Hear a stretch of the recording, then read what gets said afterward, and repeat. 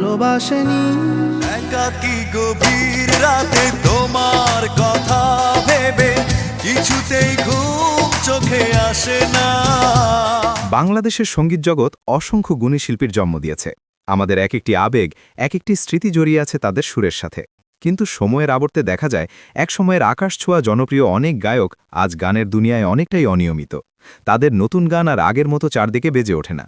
আজকের ভিডিওতে আমরা কথা বলবো এমন 10 জন গায়ককে নিয়ে যারা একসময় শাসন করেছেন আমাদের প্লেলিস্ট, কিন্তু বর্তমানে তাদের সেই ক্রেজ আর আগের মতো নেই। স্বাগতম আপনাদের, আমি আছি আপনাদের সাথে রনি, আর আপনারা দেখছেন রনি স্টোরি ট্রেলার। তো চলুন শুরু করা যাক। 10, আরমান আলিফ। তালিকায় প্রথমেই থাকছে ইউটিউবে ইতিহাস গড়া সিঙ্গার আরমান আলিফ। ওরে আদর কহিরা পিঞ্জরাতে পুষলাম পাখি রে, তুই যা রে যা উইড়া যা রে অন্য খাসাতে। যার অপরাধী গানটি একসময় গ্রাম থেকে শহর সবখানে মুখে মুখে ফিরত। ও মাইয়া রে তুই অপরাধী রে, আমার যত্নে গড়া ভালোবাসা দে ফিরায়া দে।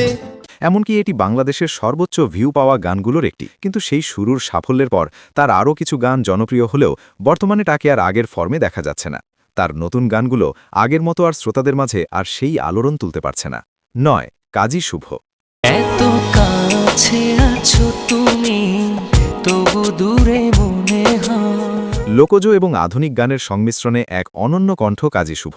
2015-16 সালের দিকে তার জনপ্রিয়তা ছিল তুঙ্গে।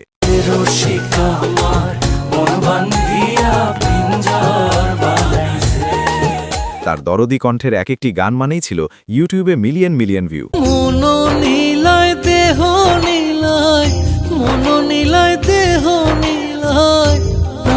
তুমি নিও বন্ধু, ভুলিয়া না যাইও।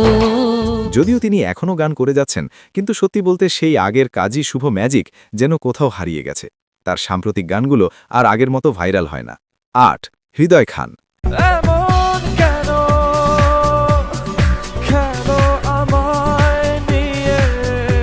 আমাদের এই প্রজন্মের অনেক তরুণের প্রিয় গায়ক হৃদয় খান। সুরের ভিন্নতা আর আধুনিক মিউজিক কম্পোজিশন দিয়ে তিনি জয় করেছিলেন সবার মন। মন তোরে বলি যত, তুই চলেছিস তোর মতো, সাধ্য কি আমার ছুটি তোর পিছনে। 90 দশকের পর সঙ্গীত জগতে নতুন ধারার গান নিয়ে এসেছিলেন তিনি, কিন্তু গত কয়েক বছর ধরে হৃদয় খানকে নতুন কোনো ধামাকা নিয়ে আসতে দেখা যাচ্ছে না। জনপ্রিয়তা থাকলেও তিনি বর্তমানে অনেকটাই আড়ালে বা অনিয়মিত। 7, আরফিন রুমি। এত কিছু বোঝো আর মন বোঝো না, কত কিছু তুমি খোঁজো না। একটা সময় ছিল যখন সিডিতে বা মোবাইলের মেমোরি কার্ডে আরফিন রুমির গান থাকতেই হতো। নস্টালজিয়া মেশানো তার গানগুলো আমাদের হৃদয়ে দাগ কেটে যেত। বলো না কোথায় তুমি, এ বুকে আছো কোন পাশে।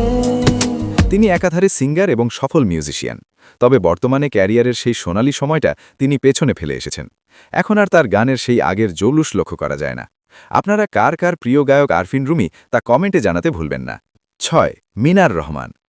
কারণে অকারণে নিষেধে বা বারণে তোমার নামেই যত যোজনা নিলাম। শান্ত ও স্নিগ্ধ কণ্ঠের জাদুকর মিনার রহমান 2008 সালে আত্মপ্রকাশের পর খুব অল্প সময়েই তরুণ প্রজন্মের আইকন হয়ে উঠেছিলেন তিনি। তার প্রতিটি গানই ছিল একদম ভিন্ন ধাঁচের। কেউ কথা রাখেনি, ভালোবাসেনি।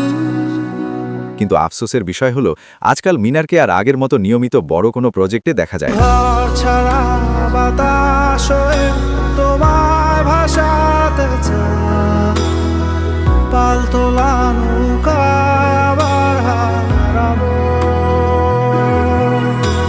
তার সেই অসাধারণ সুরের মূর্ছনা আমরা মিস করি।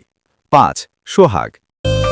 লাল শাড়ি পরিয়া কন্যা, রক্ত আলতা পায়। লাল শাড়ি পরিয়া কন্যা খ্যাত সোহাগের কথা কে না জানে। 2005 থেকে 2010 সাল পর্যন্ত তার গান ছিল টকবগে তরুণদের প্রধান আকর্ষণ। বিশেষ করে বিচ্ছেদ বা বিরহের গানে তিনি ছিলেন অপ্রতিদ্বন্দ্বী। আমার চোখের জল মিশাইলা ইলা তার রক্ত আলতা পায়ে অ্যালবামটি ছিল ব্যাপক হিট, কিন্তু সময়ের স্রোতে সোহাগ আজ কোথায় যেন হারিয়ে গেছেন। দীর্ঘ সময় ধরে তার কোনো নতুন গান না আসায় তাকে আমরা অকালে হারিয়ে যাওয়া গায়ক বলতেই পারি। 4. এফ.এ. সুমন। ভিতর কান্দে সখী আমার তোমার লাগি একলা না। বাংলা গানে যন্ত্রণার সুর মানেই ছিল এফ.এ. সুমন। তার গান শুনে ছ্যাঁকা না খেয়েও অনেকে সেই কষ্ট অনুভব করতে পারত। আর কত কাল রাখবা তোমার মন বিভাগী বুঝলাম না। কয়েক বছর আগেও ইউটিউব এবং এফএম রেডিওতে তার জয়জোকার ছিল। এখন নিয়মিত কাজ করলেও তার আগের সেই রাজকীয় ফর্ম আর নেই। গান আসছে ঠিকই, কিন্তু শ্রোতাদের আগের মতো আর ছুতে পারছে না। 3. আসিফ আকবর। ও প্রিয়া তুমি কোথায়? ও প্রিয়া তুমি কোথায়? তালিকায় এবার এমন একজনের নাম যাকে বলা হয় বাংলা গানের যুবরাজ। 90 দশক এবং 2000 সালের শুরুর দিকে আসিফ আকবর মানেই ছিল গানের দুনিয়ায় একছত্র আধিপত্য। তার ও প্রিয়া তুমি কোথায় অ্যালবামটি সব রেকর্ড ভেঙে দিয়েছিল। বুকের জমানো ব্যথা কান্নার নোনা জলে ঢেউ ভাঙে চোখের নদীতে। ভক্তদের মাঝে তার ভালোবাসা এখনও অটুট আছে। তবে গানের বাজারে আসিফ আকবরের সেই আগের উন্মাদনা আর এখনকার গানের ধরনে বিশাল পার্থক্য দেখা যায়। 2. মাইনুল আহসান নোবেল।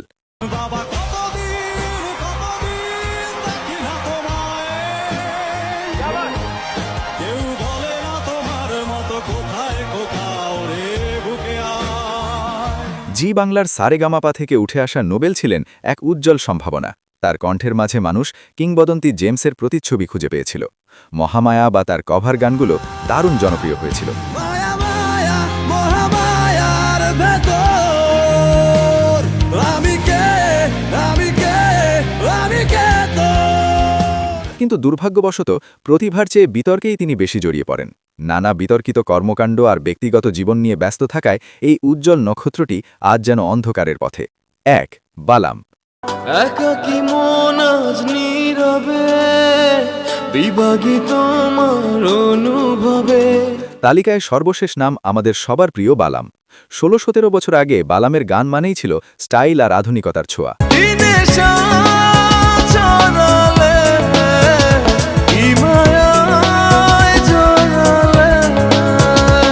হঠাৎ করেই তিনি ইন্ডাস্ট্রি থেকে একদম উধাও হয়ে গিয়েছিলেন। তবে আসার কথা হলো, প্রিয়তমা সিনেমার গানের মাধ্যমে তিনি যেভাবে কামব্যাক করেছেন তা সত্যি প্রশংসনীয়। যত কথা রাখা ছিল এই বুকে জমা তোমাকে জানিয়ে দিলাম ও প্রিয়তমা।